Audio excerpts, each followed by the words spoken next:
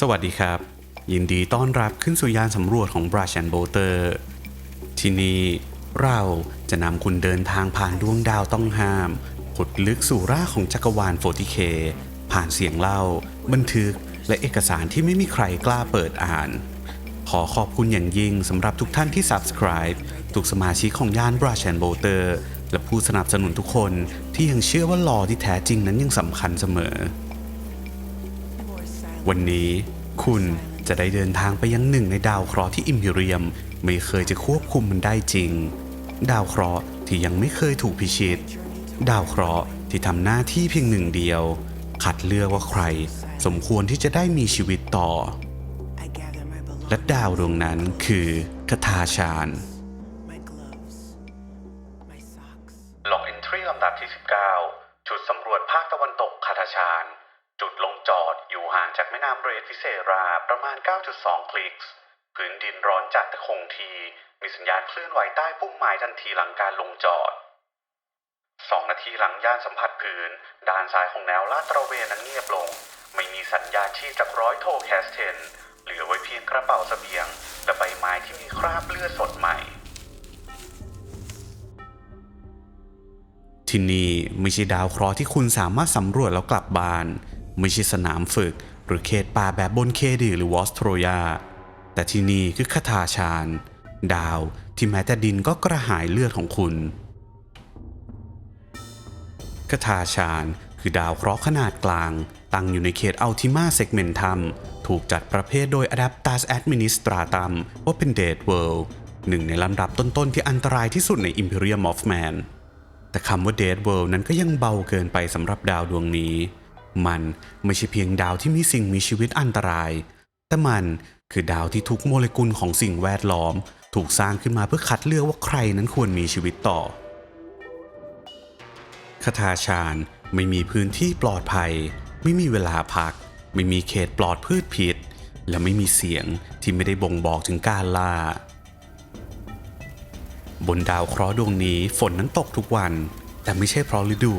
แต่มันคือฝนกรดAcidic Rain ที่สามารถกัดโลหะเบาให้ทะลุภายในไม่กี่ชั่วโมง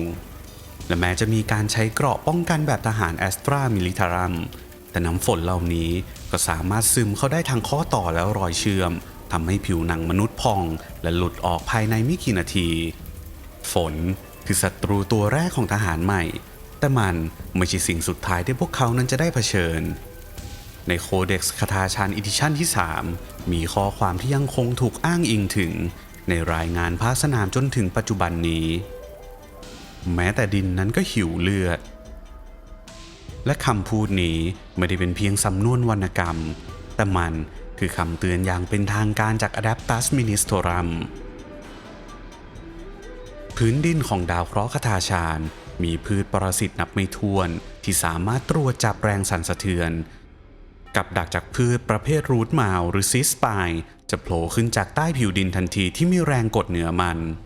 ไม่ใช่ด้วยกลไกแต่ด้วยสัญชาตญาณของสิ่งมีชีวิตที่วิวัฒนาการเพื่อฆ่าเท่านั้นและทั้งหมดนี้คือเพียงนาทีแรกของการย่างเท้าลงบนดาวดวงนี้ไม่มีประกายของความหวังไม่มีแสงตะวันลอดหมอกหนามีเพียงคำถามข้อเดียวเท่านั้นที่ถูกถามเสมอคุณจะมีชีวิตอยู่ได้นานแค่ไหนคทาชาญไม่ใช่ดาวที่คุณนั้นต้องมองหาศัตรูแต่เป็นศัตรูนั้นที่อยู่รอบตัวคุณตั้งแต่วินาทีที่คุณสัมผัสลงพื้นดินที่นี่ต้นไม้ไม่ได้มีแต่ร่มเงาใบไม้บางชนิดนั้นสามารถปล่อยกลิ่นหอมเพื่อหลอกให้ทหารลืมหน้ากากกรองพิษได้หรือบางใบสามารถปล่อยฟีโรโมนเรียกสิ่งมีชีวิตอื่นให้มาทำหน้าที่สังหารแทนแต่ในบรรดาสิ่งมีชีวิตที่ไม่ใช่สัตว์มีชื่อหนึ่งที่ทหารจังเกิลไฟเตอร์ทุกคนนั้นรู้จักและจดจำมันได้ด้วยเลือดของสหายตนเองมันมีชื่อว่าเบรนลีฟไม่ได้มีลำต้นที่สูงใหญ่มันคือพืชกาฝากที่เติบโตบนพื้นใต้เงาและขยายตัวผ่านเถาวัลย์บางเฉียบที่เคลื่อนไหวได้และเมื่อมันเจอร่างมนุษย์ที่อยู่นิ่งนานพอมันจะฝังหนวดเข้าไปที่กะโหลกลอดผ่านรูหูหรือรอยแยกใต้หมวกกันกระแทกจากนั้น มันจะควบคุมระบบประสาทของเหยื่อโดยสมบูรณ์สิ่งที่น่ากลัวที่สุดไม่ใช่ตอนที่คนคนนั้นตายแต่เป็นตอนที่เขานั้นเดินกลับเข้าแคมป์พร้อมเถาวัลย์ที่พันอยู่รอบตัวและรอยยิ้มที่ไม่มีแววตาเบรนลีฟไม่ได้ฆ่าเหยื่อในทันทีแต่มันใช้เหยื่อเป็นพาหะกลืนกินทีละคนและทีละกลุ่มแต่ไม่ใช่แค่พืชเท่านั้นที่ฆ่าสัตว์ประจำถิ่นของคทาชาญ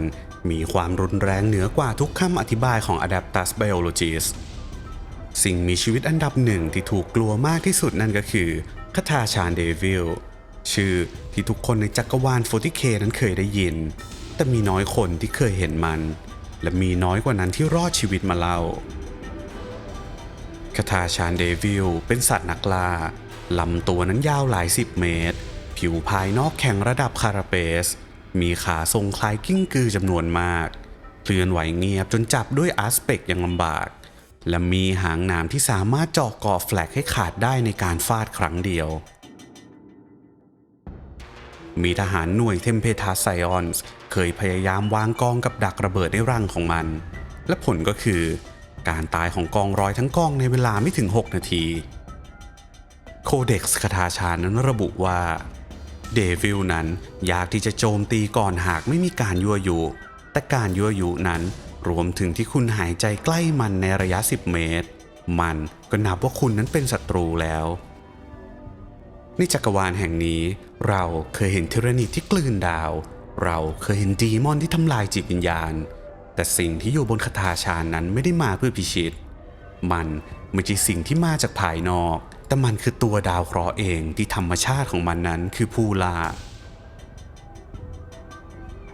ก่อนที่ดาวดวงนี้นั้นจะกลายเป็นเครื่องจักรสังหารแห่งธรรมชาติ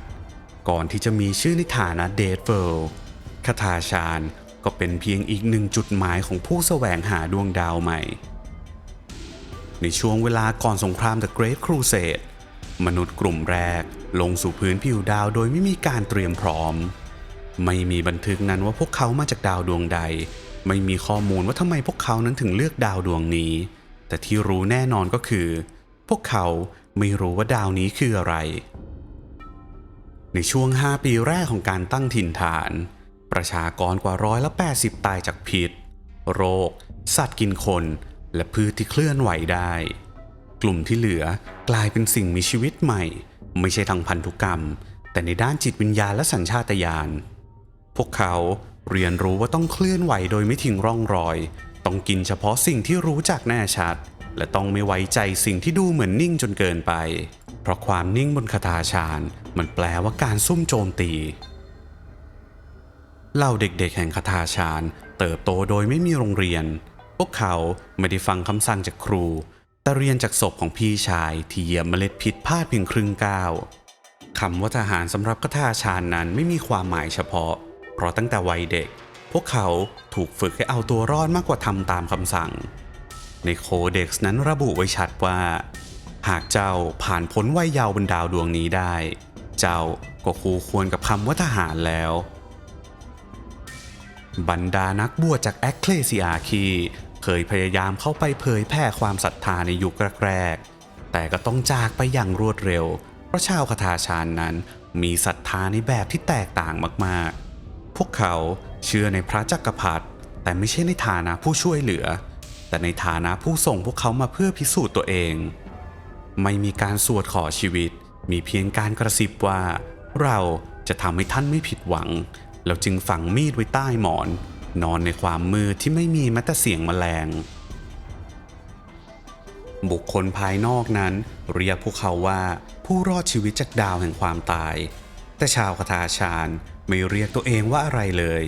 พวกเขาไม่ต้องการคำจำกัดความเพราะถ้าอยู่รอดก็คืออยู่แต่ถ้าตายก็คือไม่สำคัญพอให้โลกรู้จักนี่คือรากเหง้าของสิ่งที่จะกลายเป็นหน่วยรบที่น่ากลัวที่สุดใน Imperium of Man ไม่ใช่เพราะพวกเขานั้นแข็งแกร่งที่สุด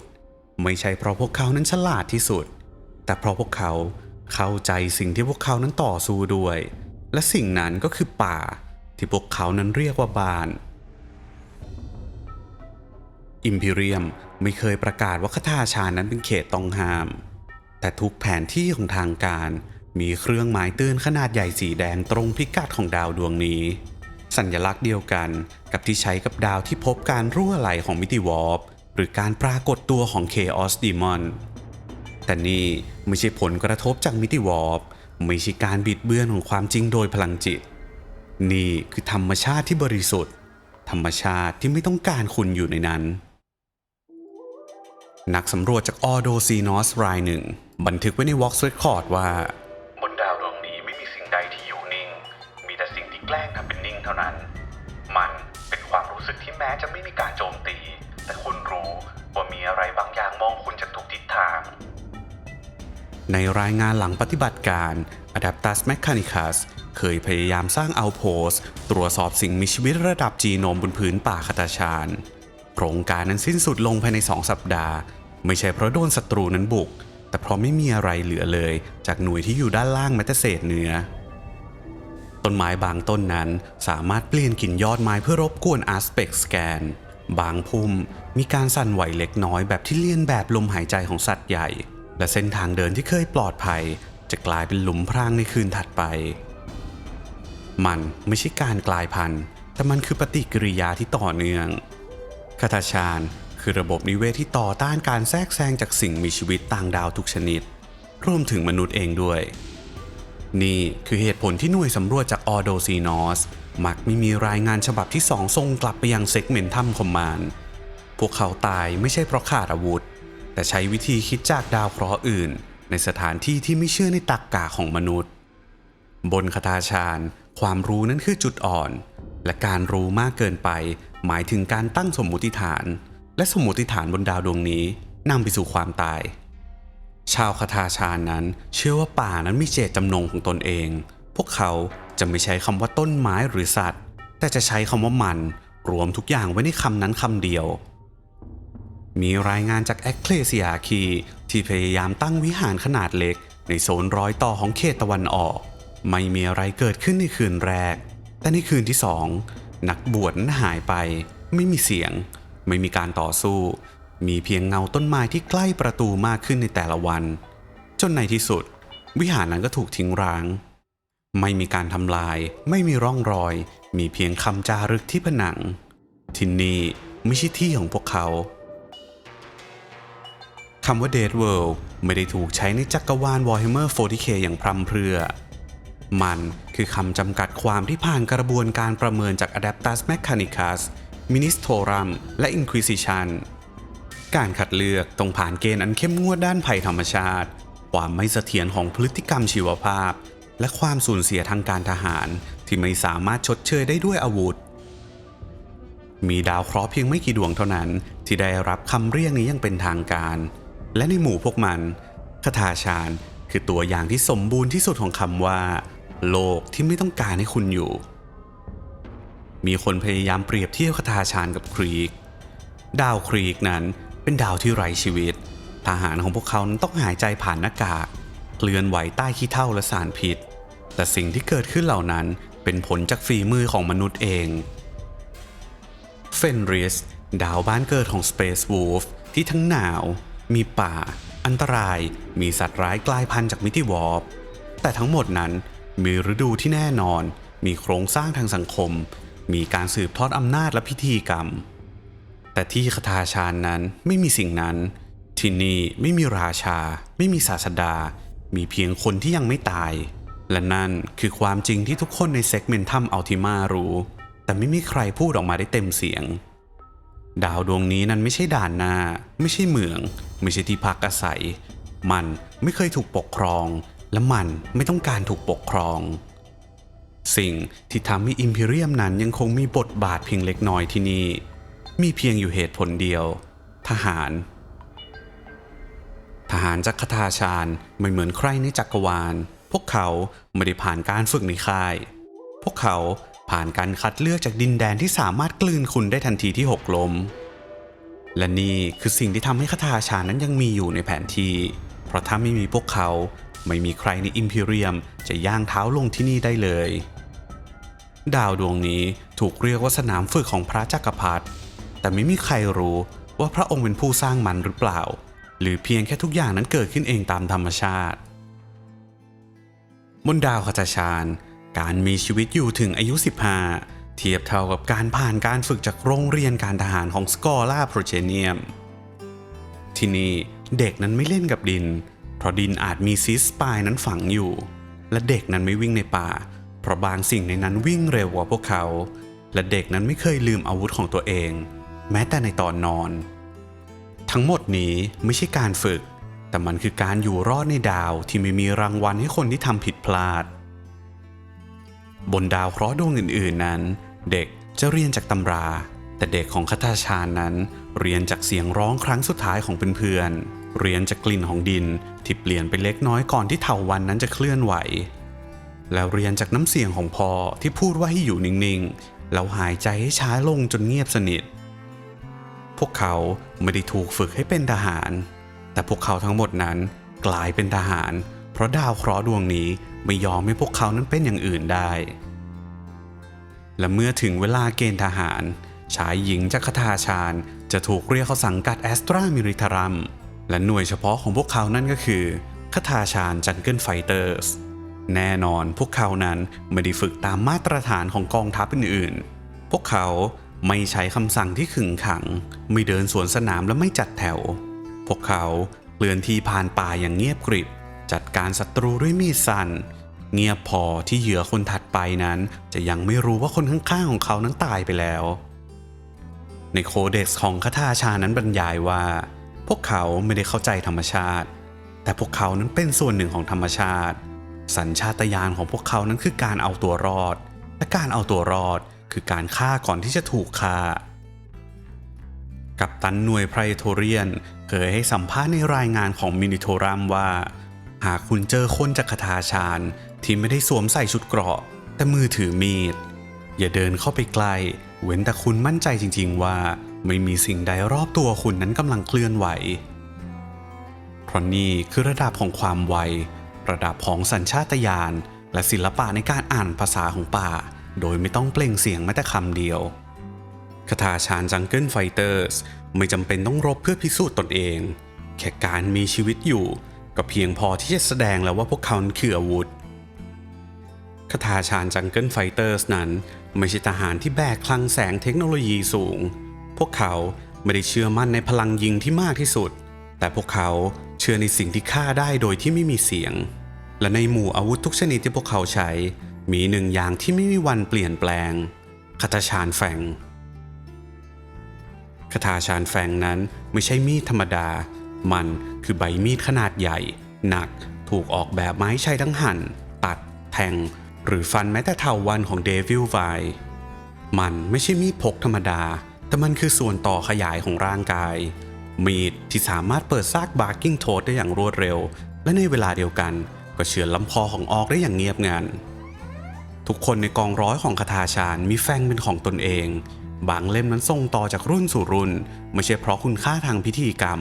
แต่เพราะมันเคยรอดชีวิตจากป่ามาแล้วนับครั้งไม่ถ้วนอาวุธต่อมานั่นก็คือเฟลเมอร์คาตาชานใช้เฟลเมอร์เป็นอาวุธมาตรฐานเทียบเท่ากับลาสกัน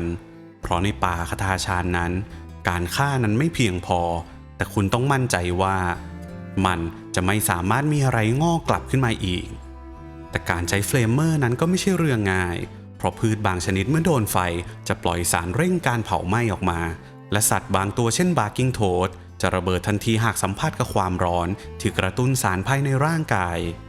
นี่คือเหตุผลว่าทำไมคาตาชานถึงต้องรู้จักป่ามากกว่าการยิงมันและนอกจากอาวุธสิ่งที่ทหารคาตาชานทุกนายพกติดตัวนั่นก็คือกับดัก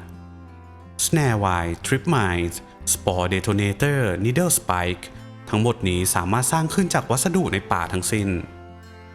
ในโคเด็กฉบับพิเศษมีบันทึกหนึ่งที่กล่าวถึงการวางกับดักสายลวดไว้รอบรังของทิรนิดบลัดเนสกับดักที่เรียบง่ายแต่วางไว้ในที่ที่มันต้องเหยียบและภายในเวลาไม่ถึง1 ชั่วโมง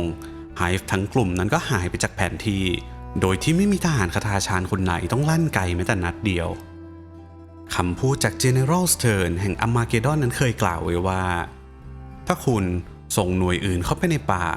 พวกเขาจะได้แค่แผนที่กลับมาแต่ถ้าคุณส่งคาตาชานเข้าไป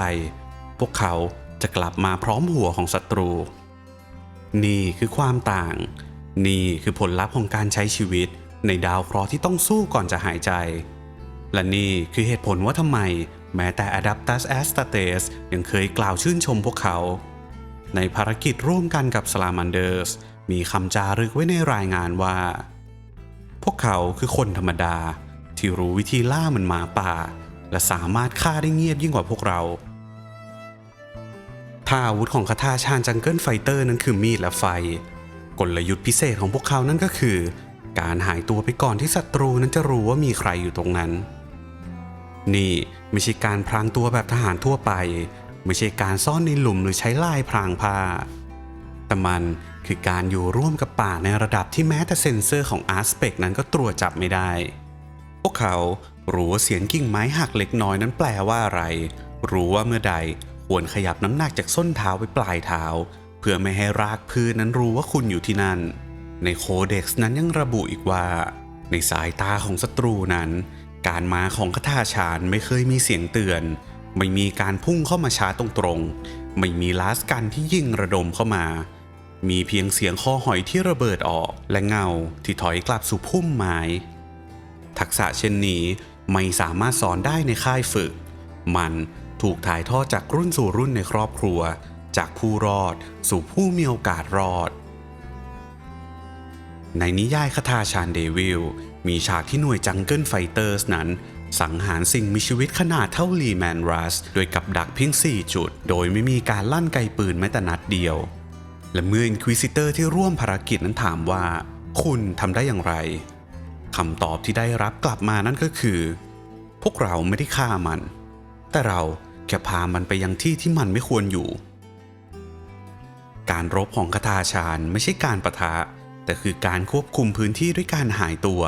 การทำให้ศัตรูนั้นหวาดกลัวการปล่อยให้ป่านั้นทำหน้าที่แทนกระสุนและถ้าพวกเขานั้นเจอออกพวกเขาจะไม่ลั่นไกในทันทีแต่จะปล่อยพวกมันวิ่งเข้าไปในพุ่มไม้ที่ซ่อนสปอร์แทรปหรือให้เหยียบรูทเมาที่ขุดไว้ตั้งแต่5 ชั่วโมงก่อนหน้านั้นแม้แต่ศัตรูที่มีพลังจิตอย่างเอลดาหรือแม้แต่อัลฟาลีเจียนยังมีบันทึกว่าถูกหน่วยคาถาชาญนั้นรบกวนจนภารกิจล้มเหลวมาแล้วเพราะเราจังเกิลไฟเตอร์สนั้นไม่รบเพื่อชนะตามแบบแผนแต่รบเพื่อทำให้ศัตรูนั้นไม่สามารถรบได้เลยนี่คือแนวคิดที่แม้แต่มิวนิโทรัมยังไม่สามารถบรรจุลงในหลักสูตรฝึกใดได้ในจักรวรรดิของมนุษย์แอสตรามิริทารัมนั้นคือกำลังรบหลักของอิมพีเรียมหน่วยทหารนับล้านคนจากดาวนับพันแต่ละหน่วยนั้นมีความเชี่ยวชาญเฉพาะและแต่ละหน่วยมีศัตรูเฉพาะที่พวกเขานั้นเกิดมาเพื่อรบด้วย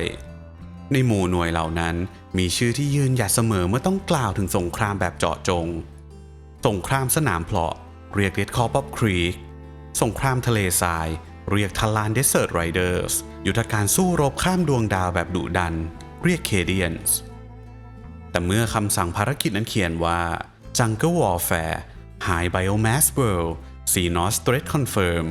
มีชื่อเดียวที่ขึ้นเป็นลำดับแรกในคำสั่งของมินิโทรัมคาถาชาญจังเกิลไฟเตอร์ส Cadians เป็นหน่วยที่ยึดแบบแผนทางการทหารสมบูรณ์เดินเป็นแถวตีเป็นขบวนใช้ลาสกันอย่างมีระเบียบมีสถาบันฝึกที่ผลิตนายพลระดับเซกเมนทัมแต่หากเปรียบเทียบกับคาถาชาญแล้วคาถาชาญนั้นไม่มีสถาบันไม่มีขบวนไม่มีแบบฝึกไม่มีคำว่าตอนเช้าเพราะพวกเขานั้นตื่นมาพร้อมกับเสียงสัญญาณของภัยคุกคามRed Corps of Creek หน่วยที่ถือว่าไม่มีความกลัวไม่มีคำว่าถอยพร้อมเดินหน้าแม้จะตายไป 99% แล้วและแน่นอนคาถาชาญนั้นก็ไม่กลัวตายเช่นกันแต่พวกเขารู้ว่าจะไม่ตายเพราะพวกเขารู้ว่าทุกอย่างรอบตัวนั้นฆ่าได้และพวกเขาเรียนรู้ที่จะใช้มันฆ่าคืนครีกรบเป็นเส้นตรงแต่คาถาชาญนั้นไม่รบพวกเขาซ่อนพร่างตัวรอแล้วฆ่าศัตรูในเงาไม้Talon Desert Riders หน่วยจู่โจมทำสงครามแบบรวดเร็วเคลื่อนที่ด้วยพาหนะเบาสุ่มโจมตีจากระยะไกลได้แต่พวกเขายังต้องพึ่งอุปกรณ์ตรวจจับยังต้องรอคำสั่งจากระบบสื่อสารแต่คาถาชาญนั้นไม่พึ่งอะไรนอกจากความเงียบและไม่มีคำสั่งไหนเร็วไปกว่าสัญชาตญาณที่บอกให้ฆ่าตอนนี้ในบทวิเคราะห์ของมินิโทรัม คทาชาญจังเกิลไฟเตอร์สถือเป็นหน่วยอิสระระดับสูงสุดสามารถตัดสินใจยุทธวิธีในสนามรบได้เองโดยไม่ต้องรออนุมัติจากผู้บังคับบัญชาการนอกดวงดาวเพราะความล่าช้านั้นคือความตายและพวกเขาไม่ใช่คนที่ยอมให้ใครสั่งให้พวกเขานั้นรอความตายง่ายๆในจักรวาลที่อิมพีเรียมนั้นสามารถบงการทหารได้นับล้านชีวิตแต่กลับมีเพียงไม่กี่กลุ่มเท่านั้นที่แม้แต่อิมพีเรียมเองก็ยังไม่กล้าสั่งตรงๆและในจำนวนนั้นคทาชาญจังเกิลไฟเตอร์สก็ยืนอยู่บนยอดพวกเขาไม่ใช่เพียงทหารจากเดดเวิลด์พวกเขาเป็นผลผลิตจากความโหดร้ายเป็นสิ่งมีชีวิตที่เติบโตจากดินที่ฆ่าคนได้เป็นคนที่เรียนรู้จากต้นไม้มากกว่าครู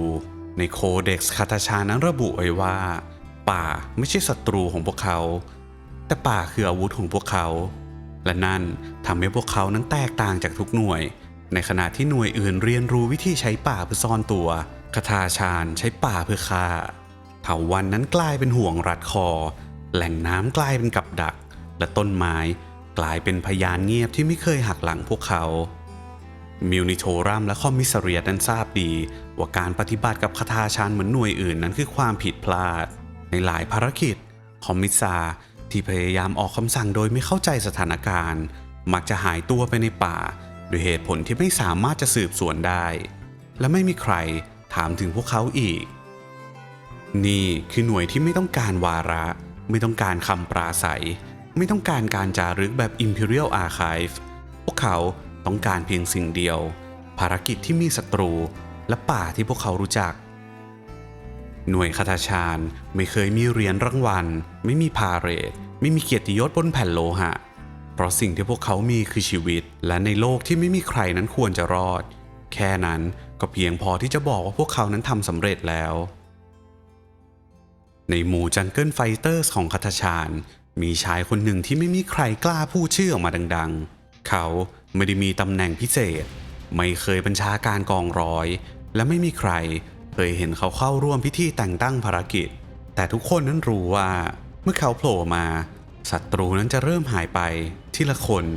โดยไม่มีเสียงไม่มีรอยเลือดและไม่มีร่องรอยว่าพวกมันเคยอยู่ตรงนั้นและชื่อของเขานั้นก็คือชักนอริสใช่ซะที่ไหนชื่อของเขาก็คือสไลม์มาโบไม่มีใครรู้ว่าสไลม์นั้นเป็นชื่อจริงหรือฉายาแต่ในหมู่จังเกิลไฟเตอร์สนั้นคำนี้มันหมายความว่ามันอยู่ตรงนั้นแต่ไม่มีเสียงไม่มีเงาและไม่มีโอกาสรอดแท้ที่จริงแล้วชื่อสไลม์มาโบนั้นเป็นการเล่นคำจากชื่อของตัวละครจอห์นแรมโบที่แสดงโดยซิลเวสเตอร์สตอลโลนซึ่งคำว่ามาโบนั้นเป็นการสลับตัวอักษรจากแรมโบและสไลม์เป็นชื่อเล่นของซิลเวสเตอร์สตอลโลนนั่นเองสไลม์มาโบคือทหารคทาชาญที่ทำภารกิจเดี่ยวมากกว่า100 ครั้งบนดาวที่อิมพีเรียมระบุว่าต้องใช้กำลังขั้นต่ำ1 กองพันในการปฏิบัติการเขาเข้าไปคนเดียวและกลับออกมาคนเดียวพร้อมภารกิจที่เสร็จสิ้นและศัตรูที่ไม่มีให้รายงานอีกต่อไปในโคเด็กซ์คทาชาญเรียกเขาว่า One Man Army และชื่อของเขาถูกจารึกไว้ในรายงานการรบของมินิโทรัมมากกว่าทหารคทาชาญคนใดในประวัติศาสตร์เขาไม่ใช่คอมมิสซาไม่ใช่ฮีโร่ออฟที่อิมพีเรียมไม่ใช่ไซเกอร์หรือแอปฮิวแมนใดๆเขาคือมนุษย์ธรรมดาแต่คำว่าธรรมดาในแบบที่ดาวทั้งดวงนั้นก็ไม่สามารถฆ่าเขาได้นี่มันมีมชักนอริสชัดๆในการปฏิบัติการที่ดาวไดทันพรามหน่วยอัลฟาลีเจียนฝังตัวและลอบสังหารผู้บัญชาการภาคสนามการตอบโต้ต้องใช้เวลานานกว่าที่กองกำลังจะมาถึงสไลม์มาโบมาถึงก่อน18 ชั่วโมงและภายในเวลานั้นเขาได้ปฏิบัติการแทรกซึมเข้าฐานปลดกับดักสังหารสายลับและวางศพผู้นำเคออสไว้บนโต๊ะของหน่วยสื่อสารกลางโดยที่ไม่มีใครเห็นเขาเข้าหรือออกไม่มีใครรู้ว่าเขาพูดมากแค่ไหนมีทหารรุ่นใหม่นั้นเคยเล่าว่าเขาเคยเห็นมาโบพยักหน้าแค่นั้นแล้วทั้งหน่วยก็เงียบสนิทจนภารกิจเสร็จไม่มีคำพูดปลุกใจไม่มีคำอธิบายมีเพียงสายตาที่ทำให้คุณรู้ว่าถ้าคุณมีเสียงคุณจะไม่ใช่แค่ตายแต่คุณจะทำให้เขาเสียเวลาแจมอิมพีเรียมไม่เคยให้เหรียญรางวัลใดกับสไลม์มาโบเพราะไม่มีใครหาเขาเจอเวลาที่มีพิธีทุกรายงานการรบที่ยากเกินไปสำหรับหน่วยใดมักจะมีบันทึกลึกลับแนบมากับคำสั่งภารกิจ เขียนด้วยลายมือจากผู้บังคับบัญชา SM นั้นกำลังมุ่งหน้าเข้าพื้นที่เฟส 2ให้เริ่มเฉพาะเมื่อทุกอย่างนั้นเงียบอย่างสมบูรณ์เท่านั้น SM นั้นหมายถึงอะไรนั้นทุกคนนั้นรู้ดีแต่ไม่มีใครสามารถสั่งให้เขาไปหรือหยุดได้เลยในขณะที่บางคนนั้นเกิดมาเพื่อสู้แต่บางคนกลายเป็นนักรบเพราะไม่มีทางเลือกอื่นและบนดาวคาตาชานไม่มีใครรู้จักการเอาชีวิตรอดจากนรกดีไปกว่าเขาโคโลเนลไอรอนแฮนด์สตราเกนนายพันแห่งกองร้อยที่2 Green Vipers ผู้นำทหารด้วยแขนเหล็กและความดื้อรั้นที่ไม่มีใครเทียบสตราเคนไม่ได้เติบโตในค่ายฝึกเขาเกิดในใจกลางป่าของคาตาชานและรอดชีวิตจากสัตว์ร้ายพืชพิษและกับดักธรรมชาติตั้งแต่อายุไม่ถึง10 ปีแต่เหตุการณ์ที่เปลี่ยนเขาไปตลอดกาลเกิดขึ้นในปฏิบัติการล่าบนดวงดาวไมรัลเมื่อเขาถูกโจมตีด้วยไมรัลแลนด์ชาร์กสิ่งมีชีวิตระดับ Apex Predator ที่สามารถกลืนคนทั้งตัวได้ในพริบตาสตราเคนถูกงับเข้าที่แขนขวาแต่เขานั้นก็ไม่ล้มมือซ้ายควักระเบิดสังหารยัดใส่ปากแลนด์ชาร์กในขณะที่มันยังเคี้ยวแขนขวาเขาอยู่แต่แน่นอนเขารอดแต่แขนของเขาไม่และในภายหลัง Adeptus Mechanicus ได้มอบแขนกลไบโอนิกอาร์มให้เขาแขนเหล็กที่ออกแบบมาเพื่อลุยป่าและฆ่าในระยะประชิดไม่ใช่เพื่อพิธีการใดๆแต่แขนเหล็กนั้นไม่ใช่สิ่งที่ทำให้เขานั้นเป็นตำนานสิ่งที่ทำให้ชื่อของสตราเคนนั้นถูกจารึกคือความไม่ยอมตายของเขาในการปะทะกับกลุ่ม Chaos Cultists สตราเคนเป็นผู้นำในการลุยแนวหน้าถูกยิงจ่อกรอกตรงหน้าอกแต่เขาก็ยังเดินหน้าต่อไปฟันด้วยมีดแฝงยิงด้วยโบว์พิสตอลจนทั้งแนวศัตรูนั้นถอยเพราะกลัวเขามากกว่าเชื่อในเทพ Chaos ที่พวกมันบูชาสตราเคนไม่ใช่ผู้บัญชาการที่สั่งจากแนวหลังเขาอยู่ในแนวหน้าเสมอเดินด้วยเท้าเปล่าในป่าเดียวกับลูกน้องกินสิ่งเดียวกันและนอนข้างกับดักเดียวกันเขาไม่มีคำพูดปลุกใจใดๆมีแค่คำว่าตามมาถ้าอยากรอดมินิโทรัมมอบเหรียญ Star of Terra ให้เขาแต่เขานั้นก็ไม่เคยใส่มันเขาเก็บไว้ในกระเป๋าด้านหลังเอาไว้ใช้ถ่วงสายกับดักมีคนเคยถามเขาว่าอะไรทำให้คุณยังรบต่อหลังจากโดนฉีกแขนและเขานั้นก็ตอบเพียงสั้นๆว่าเพราะมันกัดผิดข้างแจมนั่นแหละสตราเกนถ้าสไลมาโบนั้นคือเงาสตราเกนคือคมมีดฮาเกอร์คือกำแพงที่คุณจะเดินตามไปได้จนถึงวันสุดท้ายของภารกิจชื่อเต็มของเขาคือกันเนอรีเซอร์เจนฮาเกอร์แต่ทุกคนนั้นเรียกเขาว่าสโตนทูธไม่ใช่เพราะเขานั้นเงียบไม่ใช่เพราะเขาดุแต่เพราะเขาไม่เคยแสดงสีหน้าใดๆเลยไม่เคยถอนหายใจและเคี้ยวทุกอย่างตั้งแต่อาหารจนถึงคำขู่เหมือนมันคือหินธรรมดาฮาเกอร์เป็นหนึ่งในไม่กี่คนในคาถาชานจังเกิลไฟเตอร์สที่สามารถถือเฮฟวี่โบลเตอร์ด้วยมือเปล่าและเล็งยิงโดยไม่ต้องติดขาตั้งหรืออุปกรณ์พยุงใดๆปกติแล้วเฮฟวี่โบลเตอร์นั้นต้องใช้ขาตั้ง3ขาหรือไม่ก็ต้องมีหน่วยสนับสนุนพิเศษนั้นช่วยแบกตามแต่สำหรับฮาเกอร์แล้วมันเป็นแค่ปืนอีกกระบอกเขาตั้งชื่อให้มันว่าเพย์แบ็กและบอกว่ามันจะไม่หยุดยิงจนกว่าคุณนั้นจะลืมชื่อศัตรูแดมในสนามรบฮาเกอร์คือจุดที่ทุกคนนั้นจะวิ่งตามหลังเขานั้นไม่สั่งไม่ผลักไม่เร่งแต่เขาเดินและใครก็ตามที่อยากรอดจะเดินตามเขาไปเองโดยไม่ต้องพูดนักจิตวิทยาภาคสนามของมินิโทรัมเคยพยายามสัมภาษณ์ฮาเกอร์ถามว่าเขากลัวอะไรบ้างและคำตอบที่ได้รับนั่นก็คือผมกลัวว่าจะไม่มีศัตรูให้ยิงแจมในรายงานภารกิจของคาถาชานเลจิเมนต์ที่8ระบุว่าฮาเกอร์สามารถบุกแนวป้องกันออกทรัคไลน์ได้เพียงลำพังและเขาก็ใช้กระสุนไปเพียง2 แม็กก่อนจะลากหัววอลบอสกลับมารายงานด้วยสีหน้าเหมือนคนเพิ่งเดินเล่นในสวนเขาไม่ใช่แค่ปืนที่เดินได้ฮาเกอร์คือผู้นำไม่ใช่ด้วยยศแต่ด้วยความไว้ใจที่ไม่มีคำสั่งใดให้ได้ทีมของเขาทีมเดลต้าได้รับภารกิจที่ไม่มีหน่วยใดกล้ารับเช่นปลดระเบิดในกลางรังของยีนสติลเลอร์จ่อฐานภาคสนามของดาร์กเอลดาหรือบุกตัดเส้นทางส่งกำลังของเทาโดยไม่มีการสนับสนุนเลยแม้แต่นิดเดียวและแน่นอนอวยกันมาขนาดนี้เขาก็ทำได้ทุกครั้งครับและเขาไม่เคยพูดมากกว่า2 ประโยคในแต่ละภารกิจคนในทีมเขาเคยบอกว่าถ้าคุณได้ยินฮาเกอร์พูดประโยคที่3แสดงว่ามีบางอย่างนั้นผิดปกติและคุณควรรีบไปให้พ้นตรงนั้นทันที และนี่คือ Stone Tooth Hacker คนที่ป่ายังไม่กล้ากลืนคนที่ศัตรูจำได้จากเสียงปืนมากกว่าชื่อของเขาในหมู่คทาชาญเขาอาจจะไม่ใช่ตำนานแต่เขาคือความมั่นใจที่เดินอยู่ข้างคุณและบนดาวที่ไม่มีอะไรแน่นอนแค่นั้นก็เพียงพอแล้วที่จะทำให้เขากลายเป็นหนึ่งในผู้ที่ป่ายอมให้เดินต่อไปได้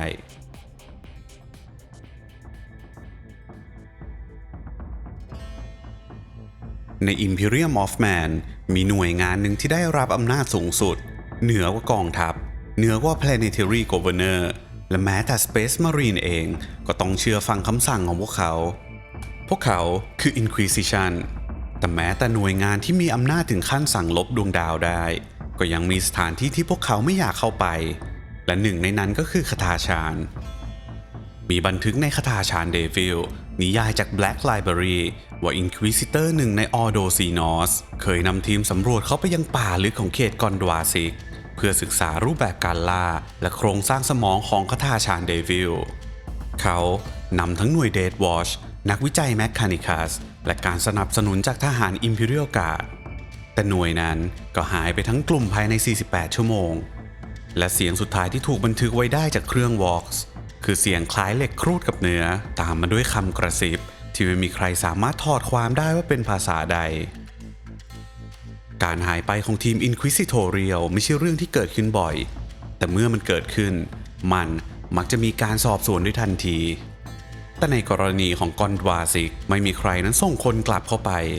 ไม่มีการสอบสวนซ้ำมีเพียงการอัปเดตสัญลักษณ์บนแผนที่ดวงดาวจาก Red Level Hazard เป็น No Go Zone by Inquisitorial Discretion หมายความว่าแม้แต่ Ordo Xenos เองก็เลือกจะไม่กลับไปอีกไม่ใช่เพียงเพราะอันตรายจากสิ่งมีชีวิตในป่าแต่ยังเป็นเพราะคนที่อยู่ในนั้นด้วยชาวคทาชาญไม่ใช่ประชากรที่เปิดรับคำสั่งจากนอกโลกและไม่เคยยอมให้ใครเข้ามาตั้งคำถามกับวิถีของพวกเขามีรายงานจากสายลับของ Ordo Hereticus ว่า Inquisitor บางคนที่พยายามตั้งด่านถาวรบนคทาชาญทั้ง Inquisitor และทีมสนับสนุนนั้นหายตัวไปทั้งหมดไม่มีการจารึกว่ามันเป็นการต่อต้านไม่มีคำว่ากบฏถูกใช้แต่ในรายงานภายในของ Inquisition เองมีคำหนึ่งที่ปรากฏบ่อยขึ้นทุกครั้งที่เกี่ยวข้องกับคทาชาญ Let them be ภาษาไทยก็คืออย่าไปยุ่งกับพวกเขาเลยทั้งหมดนั้นไม่ใช่เพราะความกลัวแต่เป็นเพราะการเข้าไปควบคุมสิ่งที่เอาตัวรอดมาจากนรกได้ด้วยมือเปล่ามันเป็นความผิดพลาดที่ไม่มีครั้งที่สองให้เรียนรู้เพราะป่านั้นจะไม่เตือนคุณและคนของป่าก็ไม่จำเป็นต้องพูดคทาชานั้นไม่ใช่ดาวที่ห้าม Inquisition เข้าถึงแต่เป็นดาวที่ไม่มีใครอยากทำความเข้าใจมันมากเกินไปไม่ใช่เพราะความกลัวแต่เพราะทุกคนที่พยายามจะเข้าใจมักจะหายไปก่อนที่จะอธิบายได้ว่าพวกเขานั้นเจออะไรในรายงานของ Ordo Malleus มีกรณีหนึ่งที่ Inquisitor เข้าสู่คทาชาญโดยข้อสงสัยว่ามีการบูชาพลังแปลกประหลาดบางอย่างและมันก็ไม่เข้ากับรูปแบบความศรัทธาทั่วไปของ Ecclesiarchy และเมื่อเขาสอบถามชาวบ้านถึงการบูชายันชาวคทาชาญนั้นตอบเพียงว่าพวกเราไม่ได้บูชาอะไรพวกเราแค่เอาตัวรอดและถ้าเลือดต้องไหลเพื่อไม่ให้ต้นไม้กลืนบ้านเรางั้นก็ให้มันเป็นเลือดของพวกเราเองทั้งหมดนี้ไม่มีบทสวดไม่มีพิธีมีเพียงการหยดเลือดบนผืนดินก่อนเข้าสู่เขตป่าบางส่วนที่ถูกเรียกว่าโซนตื่น Inquisitor รายดังกล่าวหายตัวไปในคืนที่3ทีมสนับสนุนพบเฉพาะเสื้อคลุมวางไว้ข้างกองไฟไม่มีรอยลากไม่มีรอยต่อสู้มีเพียงต้นไม้ที่เอ็นเข้าหาจุดนั้นมากกว่าปกติEcclesiarchy เองก็เคยพยายามเผยแผ่ศรัทธาอย่างเป็นทางการบนดาวดวงนี้โบสถ์ที่สร้างขึ้นกลับไม่เคยมีใครกล้าเข้าไปตอนกลางคืนเสียงที่ไม่สามารถอธิบายได้เงาที่เดินรอบแท่นบูชาและสภาพอากาศที่เปลี่ยนกระทันหันเพียงเฉพาะในพื้นที่นั้นจนในที่สุดโบสถ์ทั้งหมดนั้นก็ถูกทิ้งร้างและชาวดาวเองก็พูดเพียงว่าจักรพรรดินั้นอยู่กับเราแต่ท่านก็ไม่ใช่คนเดียวที่อยู่ในป่านี้รายงานทั้งหมดนั้นไม่สามารถพิสูจน์ได้ทางวิทยาศาสตร์ไม่มีวอร์ปซิกเนเจอร์ไม่มีพลังจิตไม่มีเดโมนิกเพรเซนซ์มีเพียงความเงียบที่ผิดปกติและการหายตัวไปของผู้ที่พยายามอธิบายมันมากเกินไปมิวนิโทรัมจึงตั้งกฎเงียบๆไว้ว่า อย่าถามคนคาถาฌานว่าทำไมเขาทำอะไรบางอย่าง เพราะเขานั้นอาจจะไม่ตอบ แต่ป่านั้นจะตอบแทนเขาในแบบที่คุณไม่อยากได้คำอธิบาย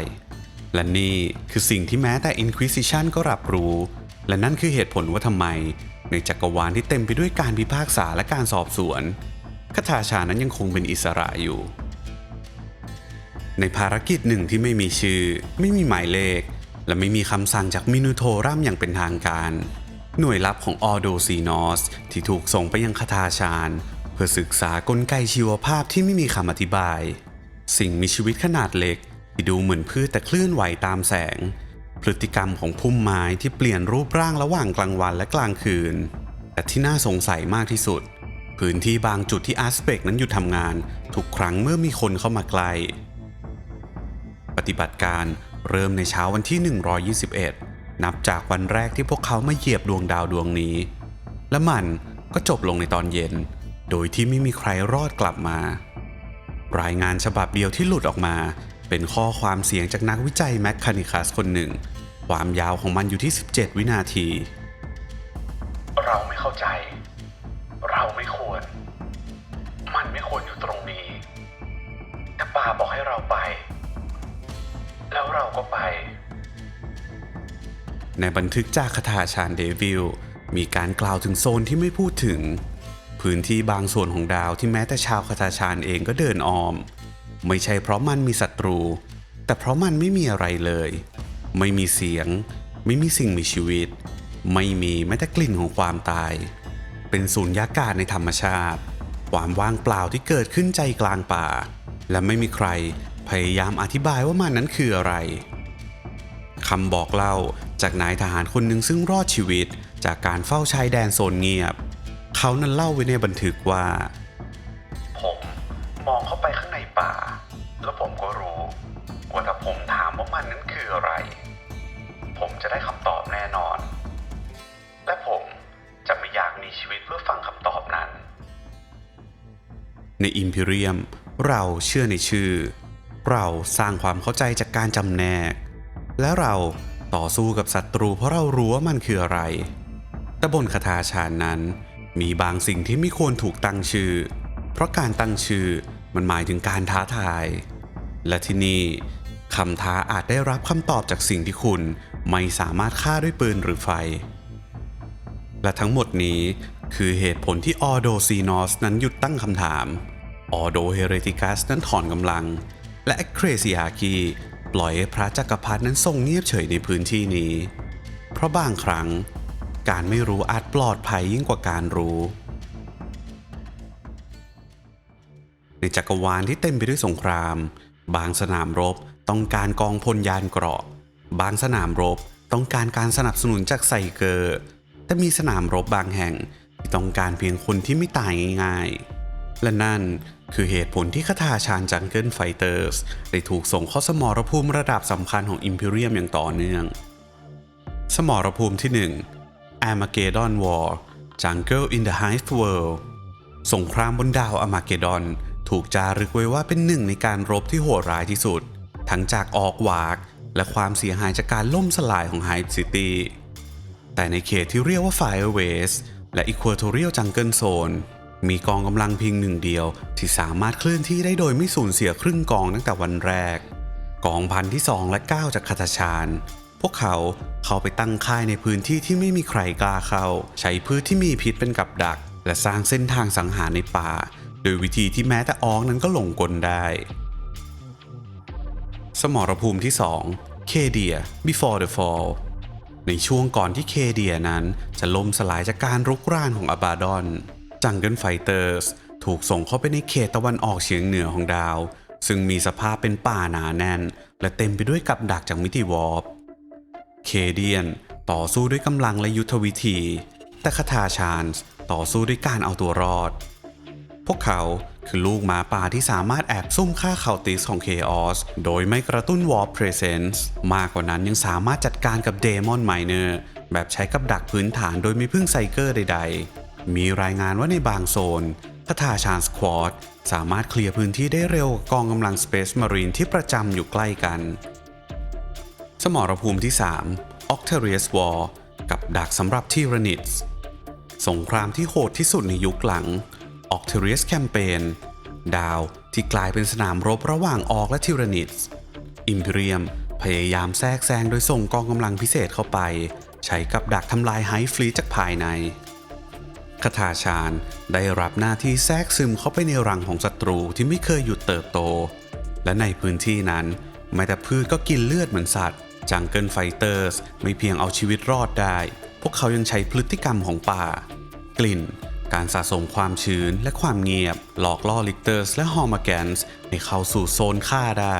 พวกเขาไม่ได้เริ่มยิงก่อนพวกเขาแค่อยู่ให้ถูกที่แล้วปล่อยสิ่งอื่นๆทำหน้าที่ของมัน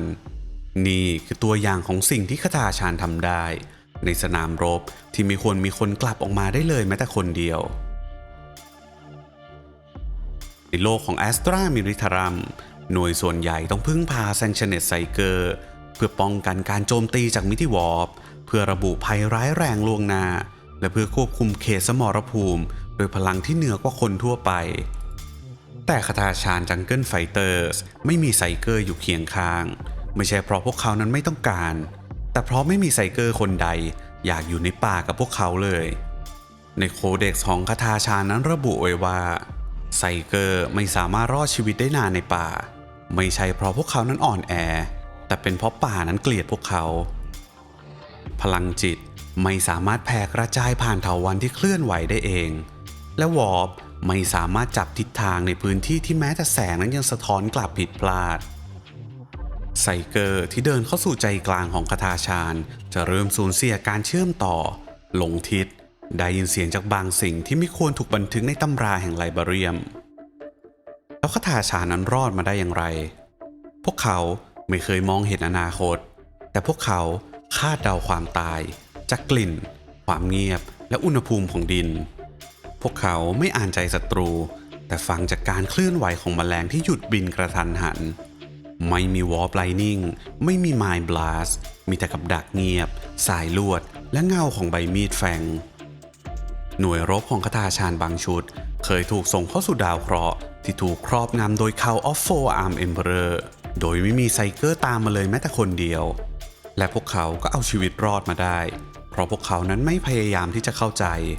พวกเขาแค่อยู่เงียบกว่าเหยื่อและฆ่าเร็วกว่าเสียงเรียกของพันธุกรรมนี่คือสิ่งที่แม้แต่หน่วยอื่นของอิมพีเรียมนั้นยังไม่สามารถเลียนแบบได้การรบโดยไม่ต้องพึ่งพลังจากมิติวอร์ปการเดินทางโดยไม่มีเนวิเกเตอร์และการวางกับดักโดยไม่ต้องมีคำสั่งความสามารถเหล่านี้ไม่ได้มาเพราะฝึกแต่มาเพราะคาถาชาญนั้นสร้างพวกเขามาให้เป็นเช่นนั้นคำพูดหนึ่งจากรายงานของมินิโทรัมสรุปไว้ชัดเจนที่สุดว่าพวกเขาไม่ต้องการคำสั่งพวกเขาไม่ต้องการกำลังสนับสนุนพวกเขาแค่ต้องการให้เราอย่าไปขวางทางก็พอและบางครั้งการไม่เข้าไปยุ่งคือวิธีที่ดีที่สุดที่อิมพีเรียมจะช่วยให้พวกเขานั้นชนะสงครามได้บนดาวคาถาชาญไม่มีคำว่าพรจากจักรพรรดิไม่มีความหวังไม่มีการรอปาฏิหาริย์มีเพียงเถาวัลย์ที่เคลื่อนไหวตอนคุณหลับหยดฝนที่เจาะผ่านหมวกเกราะและสัตว์ที่ไม่มีชื่อจ้องจะงาบคุณจากเงาโดยที่คุณไม่เคยรู้ตัวแต่ในนรกเช่นนั้นก็ยังมีมนุษย์ที่ไม่เพียงแค่รอดแต่ยังก้าวเดินไม่เพียงล่าแต่ยังกลับมาเล่าเรื่องคาถาชาญจังเกิลไฟเตอร์สคือบทพิสูจน์ของอิมพีเรียมว่าบางครั้งไม่ต้องมีเกราะไม่ต้องมีพลังจิตไม่ต้องมีคำสั่งสูงสุดก็สามารถรบและเอาชนะได้หากคุณนั้นไม่ตายในจักรวาลที่พลังของมิติวอร์ปนั้นบิดเบือนทุกความจริงคาถาชาญยังคงยืนหยัดอยู่บนความตายที่บริสุทธิ์มันไม่ใช่ศัตรูจากนรกไม่ใช่ความคุ้มคลั่งจากเคออสมันคือธรรมชาติในรูปแบบที่เกลียดการมีชีวิตของคุณและนั่นอาจทำให้มันน่ากลัวยิ่งกว่าสิ่งใดในจักรวาลคาถาชาญไม่ใช่ดาวแห่งชัยชนะแต่มันคือสนามฝึกสนามพิพากษา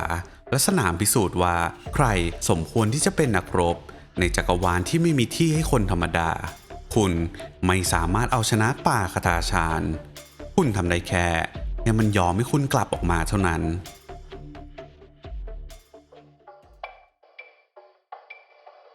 บราชันโบเตอร์ขอขอบคุณทุกท่านที่ร่วมเดินทางในครั้งนี้ขอบคุณ Subscriber ทุกคนขอบคุณเมมเบอร์ของยาน และผู้สนับสนุนที่ทำให้เรายังได้เล่าเรื่องจากความมืดแห่งจักรวาล 40K ต่อไปหากคุณชอบในสิ่งที่คุณได้ยินอย่าลืมกดไลค์กด Subscribe เพื่อให้ไม่พลาดเรื่องราวจากเงามืดของ Imperium แล้วพบกันใหม่ในภารกิจต่อไปของยานสำรวจ Brush and Bolter ขอบคุณมากครับสวัสดีครับ